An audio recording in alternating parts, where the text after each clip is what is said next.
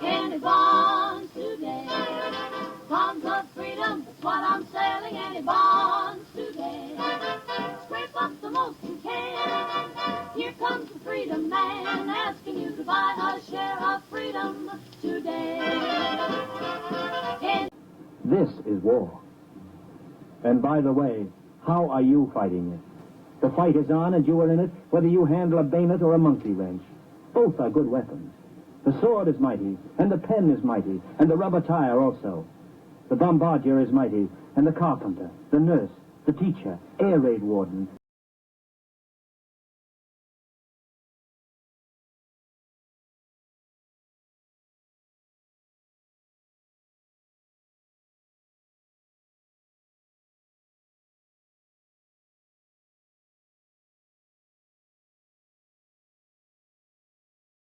You can tell. So at this point, I'm going to introduce our Master of Ceremonies, Mr. Edward Harding from Channel 5.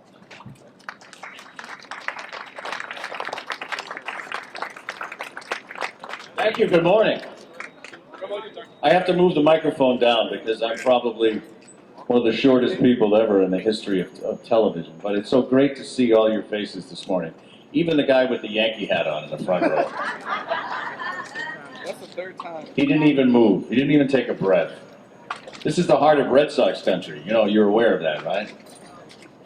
It's a perfect morning, and I hope last night's rain did not dampen any enthusiasm today, because we have a wonderful ceremony planned for you.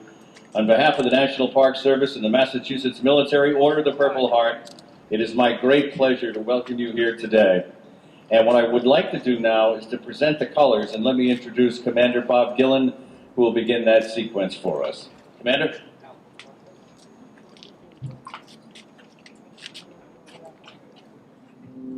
Yard. Parade the colors. What's it for? March. Left base. Color guard. Parade colors. Forward. March.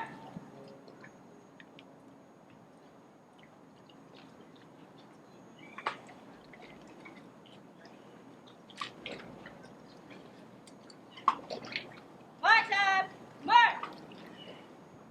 Detail. Halt. Right. Base.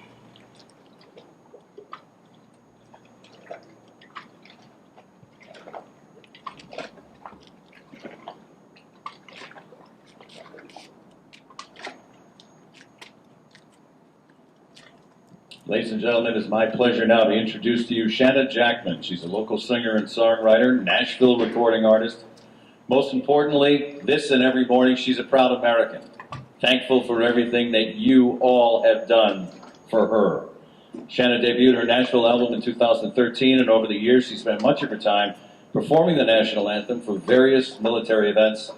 This morning, we're honored to have Shanna with us. She'll sing the national anthem. And, oh, by the way, sing along.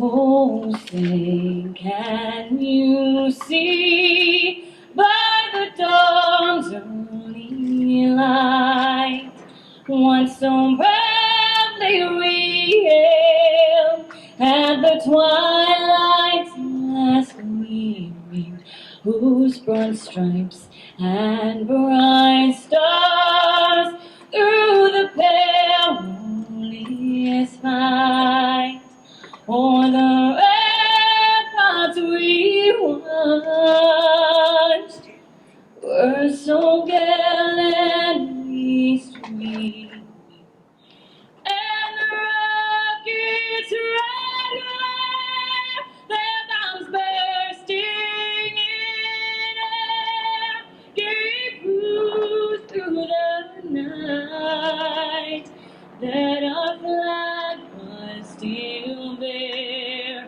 Oh, say does that star-spangled banner yet wave o'er the land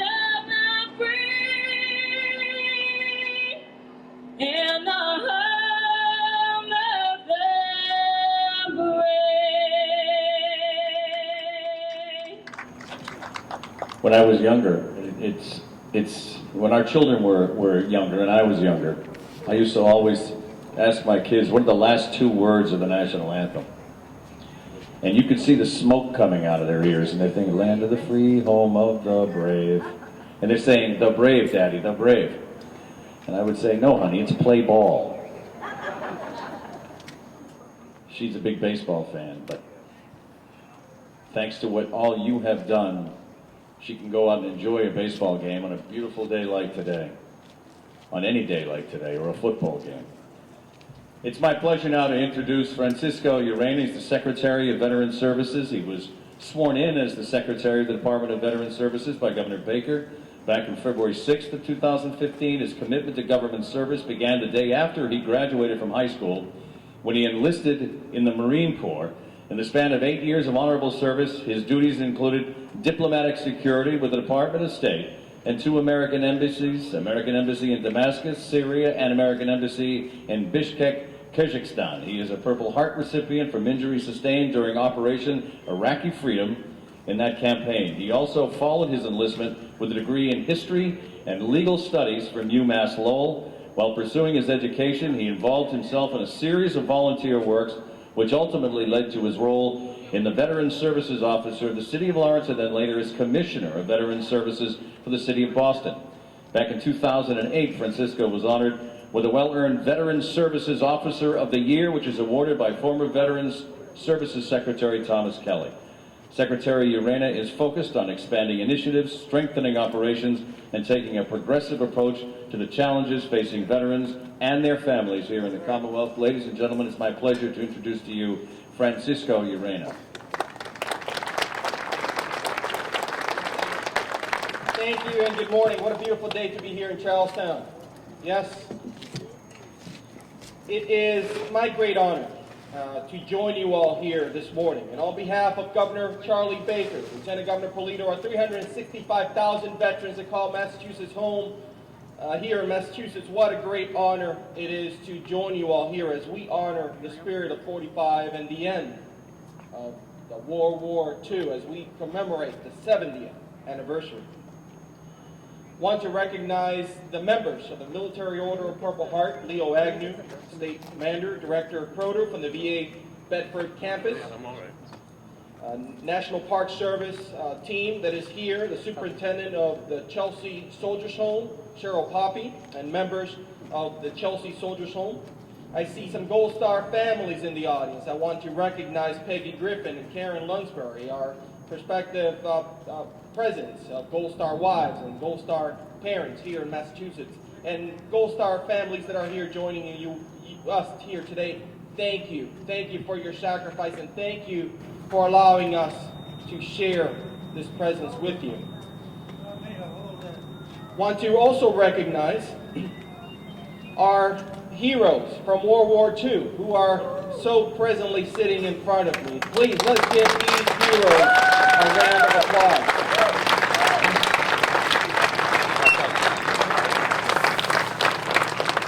This weekend marks the 70th anniversary of the end of World War II. At 7 p.m. on August 14, 1945, President Truman announced the surrender of Japan and the effective end of hostilities, at least for about 5 years, for our armed services of these United States and our allies.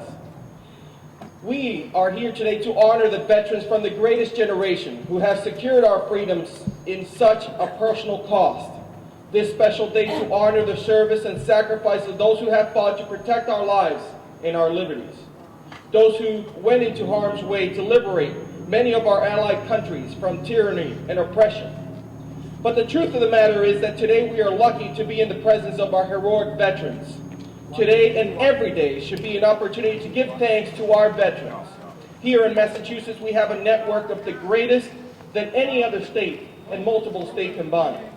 Our veteran service officers in every city and town who are willing to represent and assist veterans and families with the benefits that they have earned and assisting veterans in the plight of ending homelessness and preventing homelessness in our Commonwealth. I don't know how long we will have the opportunity to be among our heroes.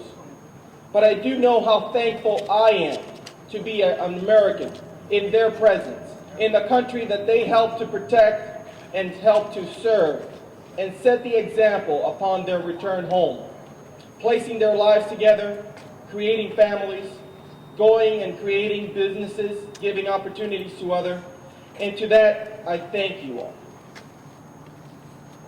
May we be forever grateful for your service to our country.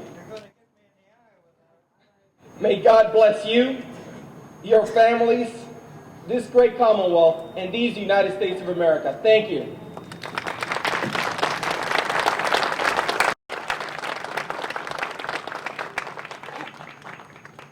Every step of the way, every day, every moment, you realize that you indeed are the greatest generation. I had the honor of traveling to Washington, D.C. on an honor flight with a group of Boston area and New Hampshire area warriors, heroes. And it was moving for me to see not only the people from Boston and the people from New Hampshire, but to see everybody from across the country in Washington, D.C., and going through each of the war memorials, and each had a story. Each remembered something. Each one of the visits brought something very special to them. Don't ever, ever, ever, we will never, ever, ever forget what you all have done, which allow us to be free and beautiful as we are on a day like today. Giselle Sterling is our next speaker this morning. Under the appointment of Boston's Mayor Marty Walsh in April of 2015, she serves her fellow veterans as the Commissioner of Veterans Service for the City of Boston. She's a graduate of UMass Lowell, bachelor's degree in English and a minor in studio art. Prior to her education, she enlisted in the United States Marine Corps. Back in the year 2000, she completed basic training at Parris Island in South Carolina, and was soon after trained as a field radio operator with deployments in Kandahar in Afghanistan, the Philippines and Guam, Diego Garcia, Okinawa, Japan. She's a world traveler. Giselle was honorably discharged in 2004, awarded the Good Conduct Medal, Global War on Terrorism Expeditionary Medal, the Global War on Terrorism Service Medal, and the National Defense Service Medal.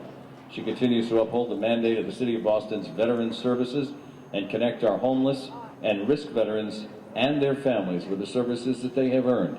Ladies and gentlemen, it's my pleasure to introduce to you Giselle Sterling. And as Ed mentioned before, I had the privilege of serving the City of Boston. I had the honor in serving the United States Marine Corps. And we gather here today, and as these remarks come to a close and our wreath is laid, we must leave here and continue to cherish the stories told from men like John McAuliffe and all those who came before us. Thank you for being here, and thank you to all who served and continue to serve. God bless you.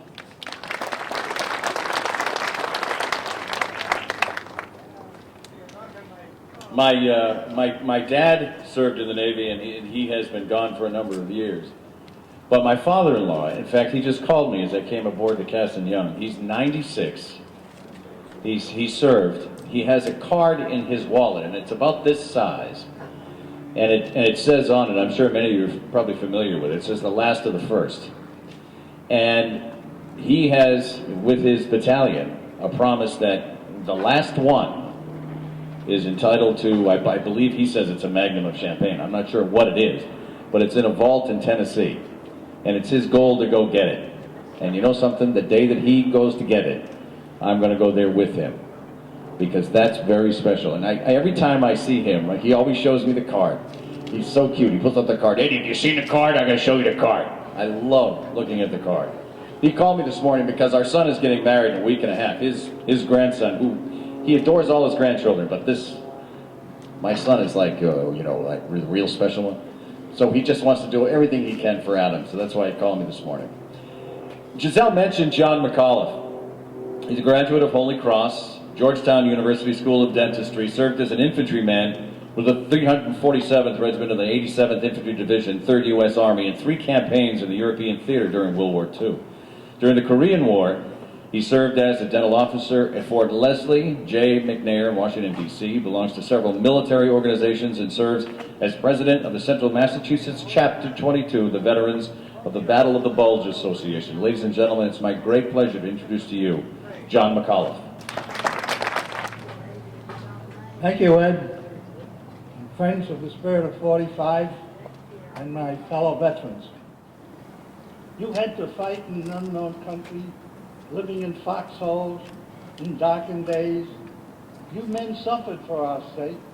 You have seen nothing but shell holes, darkened forests, damaged churches, destroyed bridges, and the black hulls of destroyed tanks and dead bodies. There is no language that would now describe the devastation you lived through. You are the survivors of that battle, and your casualties of 19,000 killed, 42,000 wounded are shocking. You didn't start the war. You fought the war and you finished the war. The worst ever seen by mankind. We consider you a shining example of our deliverance and liberty. We can never, never make up to you what you did for us 50 years ago. Your bravery and sacrifices will always live in the depths of our souls. Your contribution deserves our everlasting gratitude. We don't consider you as tourists coming from a foreign country. We look upon you as our liberators, who have restored our human dignity. You are not only the heroes of our liberation, you are the heroes of Luxembourg. You are the heroes of the 20th century. We will never forget the American soldier who liberated our country and gave us our freedom. We will always be grateful to you. And when you pass before a military cemetery, when you see the little white crosses and the stars of David that mark the tombs, cry out to them, thank you.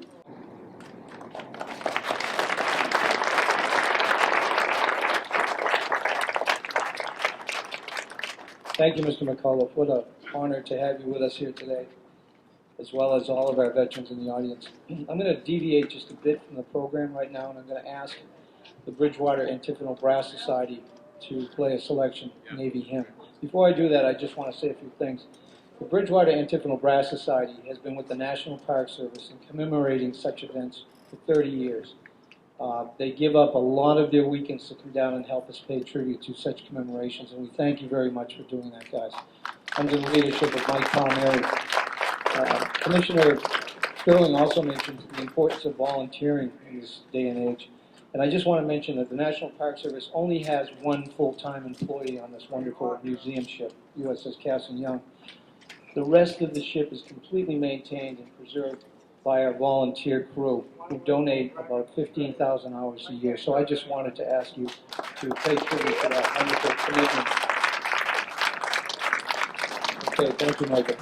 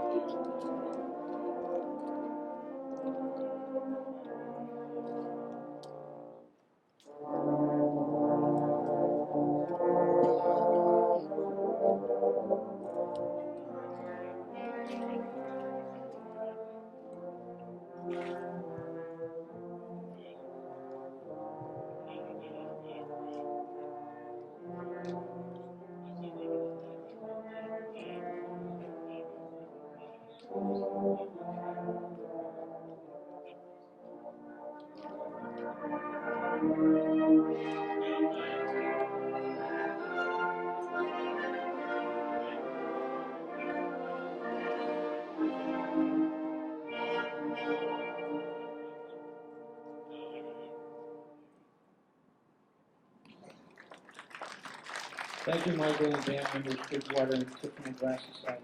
This time, I'd like to ask National Park Service Ranger Bill Casey to come up and briefly remark about the connection of this ship and the end of World War II and what took place here 70 years ago, a couple of weeks ago.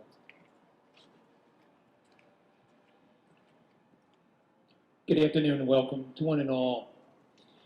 As you are here, of course, reflecting on the past, we're reflecting on the service of so many. When this was an active Navy yard in the 1940s, at the height of its activity, people were working here 24 hours a day, 7 days a week. Over 50,000 Americans of various races, creeds, nationalities, all joining together in the war effort. They produced ships just like USS Cass and Young. And this Fletcher-class destroyer was once one of 175 that were built by the American people. This ship, though, was built in San Pedro, California, and it would go out into the South Pacific from December of 1943 through the end of the war and serve in the various island-hopping campaigns, among them Okinawa and Iwo Jima. And of the crew of 325, most of these individuals, like we all were at one time, very young. Average age was 18 to maybe 32.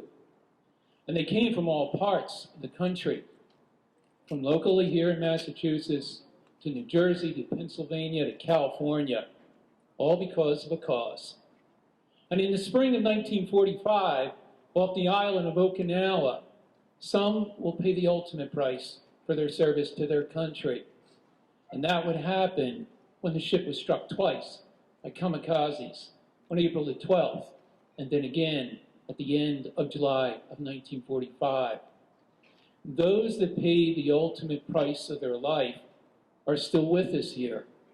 Those that paid that price for serving their country are remembered here.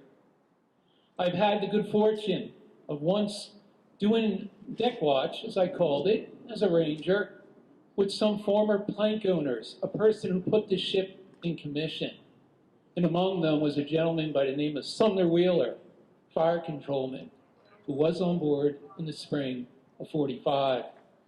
And what was so remarkable was the stories that he shared with us over time. He, and so many others, that did survive. But for those that perished on those two kamikaze attacks, we still remember them.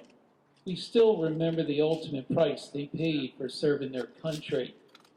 And we welcome you to come on board. We welcome you to walk the decks of USS Cass and Young. And if you decide to go up the right side of the ship, the starboard side, there's a commemorative plaque for those that served and paid the ultimate price.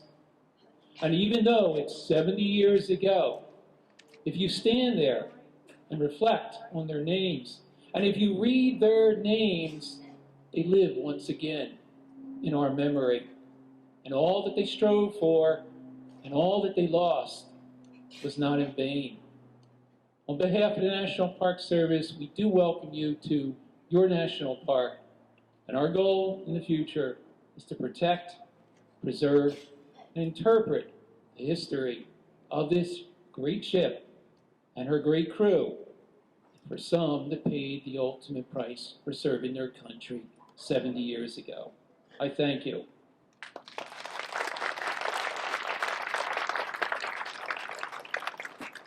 May I just remind you, it's where we're closing in on, 10:45, 10:50. If you haven't, drink water, please. We're sitting out in the sun, it's nice and warm, drink water, please. Would you indulge me for a little bit here? Can I blend the generations, your generation and the current generation? I want to take a selfie of us, and then I'll put it on the internet, okay? So I got one, my wife gave me one of these things, which is, I love it, but it's going to get me way up. All right, see, make sure, I'm going to click it and make sure it works. Oh, wow, it works. All right, you ready? All right, you ready? Now, make sure you smile. Everybody smile. Ready? 1, 2, 3. Thank you. Thank you. I will post that and see. I'll merge our two generations, the one that you need to know with Twitter, and then the one that we are celebrating and honoring today. It is my pleasure right now to introduce to you Lieutenant Commander Tim Anderson. He's the XO of the USS Constitution. Lieutenant Commander.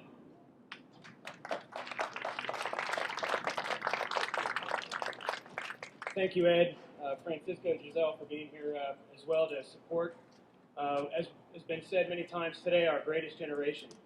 And really the generation that all of us strive to mimic and emulate as we go through our lives and how we also try and defend and honor our country. I want to take a brief moment here, as the hour is growing long, and talk to you about the namesake of this ship.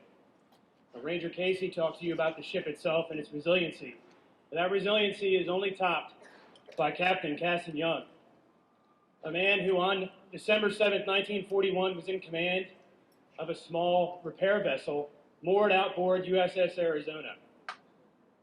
And when that ship was bombed and the Japanese planes were coming in, he personally manned a 3-inch anti-aircraft gun, as others ran, and attempted to defend the fleet in Pearl Harbor against the Japanese.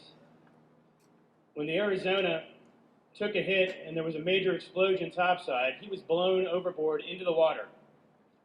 At which point, he did not stop. He swam back through flaming water to his ship, climbed aboard, got it underway, and beached it on the far shore so it could be salvaged and continue the fight for the rest of the war in the Pacific.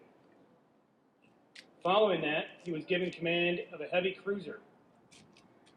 During the Solomon Islands campaign, well outnumbered and outgunned by the Japanese fleet, took his vessel alongside that of the enemy and continued the fight. And the price he paid for that was the loss of his life. And for those actions, he was awarded the Medal of Honor for Pearl Harbor and the Navy Cross for his actions in the Solomon Islands. That spirit carried on in this ship, as it took not one, but 2 kamikaze hits, one in the spring and then one in July. She refit, came back, and was off the coast of Okinawa to see the war out. That spirit is in all of our veterans of the greatest generation and those at the home front that built ships just like this, that kept so many of our sailors safe and allowed them to return home.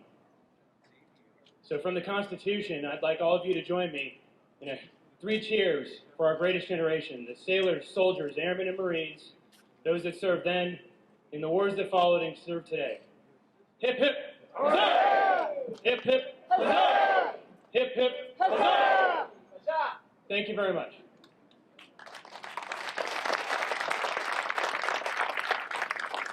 Thank you, Commander. That was absolutely terrific. You know, it does remind us that here we stand in the shadow of the Old North Church, and obviously the Constitution is born here, based here.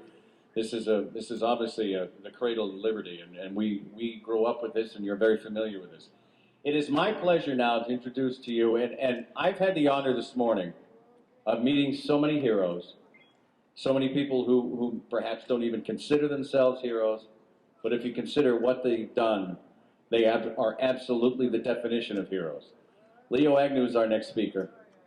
3 Purple Hearts, 3 times to the front in Korea. The man fought for what he believed in. Ladies and gentlemen, Leo Agnew.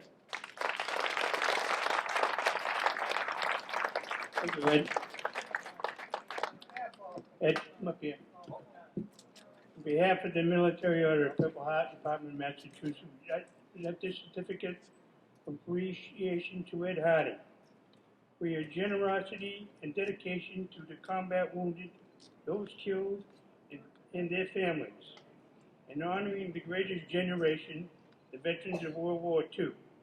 On the 16th day of August in the year 2015, on the USS Casey Young, Boston Historical Park, Charlestown Navy Yard. Let's present this here.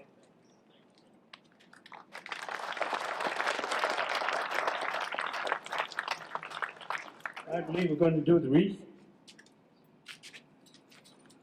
Folks, we're going to lay 2 wreaths on the stern of the ship, and the first wreath is going to be in commemoration of those men who were killed 70 years ago on board this ship, as Ranger Casey spoke of.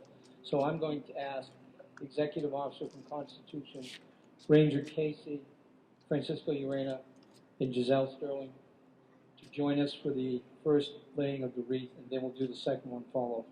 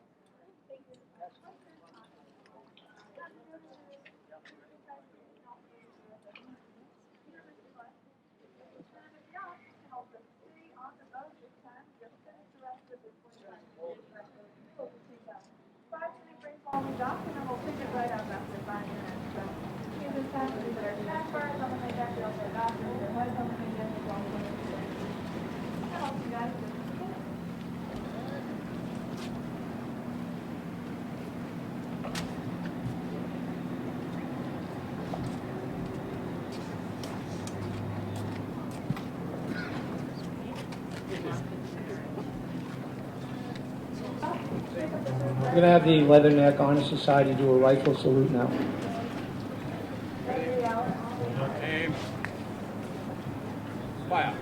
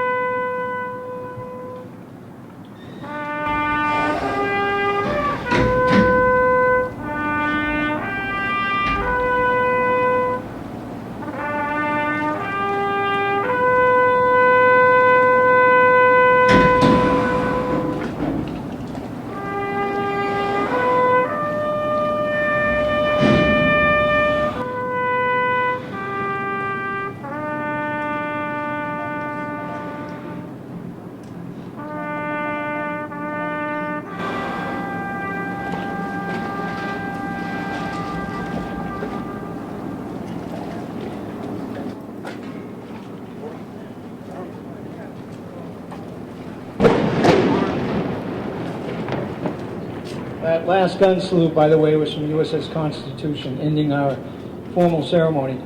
Before we end, I'd like to thank Mr. Ed Harding for doing an outstanding job and for being here with us today. Again, for the wonderful representation we have from the Massachusetts and City Veteran Services, and for all of our wonderful volunteers who helped us dress ship and be here with us today. I'm going to give Ed the last opportunity to say a few words, and again, thank you for being with us. I am deeply moved by not only being in all of your company, but to have received this award. It's very touching to me. And the last line sums it up. All gave some gave all. Thank you so much for letting me be here this morning and be a part of what is a wonderful and heartwarming ceremony. We're going to send it off with Shannon. She's going to sing one more. You're going to sing God Bless America? Wonderful. She's going to sing God Bless America for us as we say goodbye. Ladies and gentlemen, have a great day. Here's Shannon.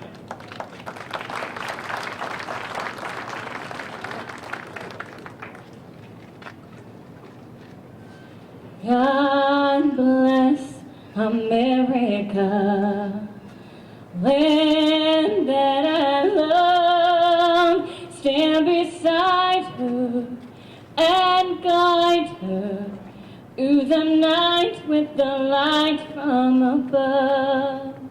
Through the mountains, through the prairies, through the oceans, wide with love. God bless